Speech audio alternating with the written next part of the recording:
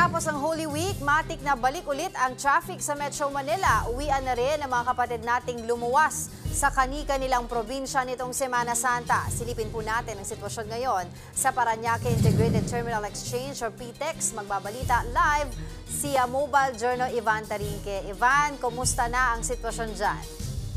Angela, balik sa normal na ang takbo ng buhay ng marami matapos ang ilang araw na bakasyon. Dito sa Parañaque Integrated Terminal Exchange, nagsana ang mga pabalik ng Maynila. Pero maluwag pa naman ang sitwasyon. Mabilis lang kasi ang mga pasahero dito at walang nagtatagal.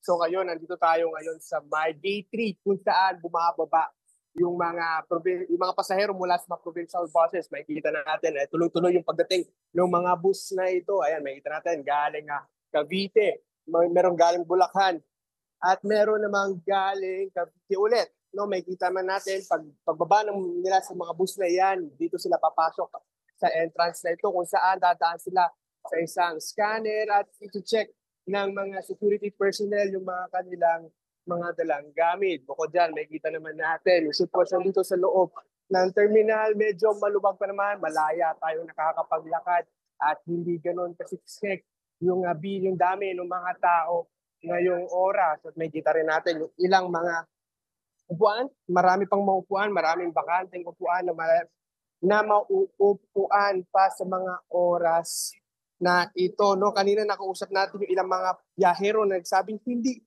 na ticket yung kanilang naging problema ngayong taon, kundi yung matinding traffic pabalik dito sa Metro Manila. Yung dating 12 oras nilang biyahe ay naging 16 hours na dahil nga sabay-sabay nagsiuwian pabalik ng Metro Manila yung mga nagbakasyon or sa kanila mga probinsya nagdiwang ng Semana Santa. Sa kabila nito, tiniyak ng mga opisyal ng terminal ang kaligtasan ng publiko. Lahat ng bus drivers na nakatalaga ngayong Holy Week return rush na sumailalim sa random drug test ay ni isa wala sa kanilang nagpositibo sa ipinagbabawal na gamot. Sa ngayon, Angela, muling nagpapaalala yung criminal officials na wag na pong magdala ng mga ipinagbabawal na gamit gaya ng mga matulis na bagay at mga flammable materials dahil simula April 9 hanggang kahapon, mahigit 380 na yung mga nakumpiskang kontrabando dito sa loob ng terminal. Angela? Maraming salamat, Mobile Journal Ivan Tarinque.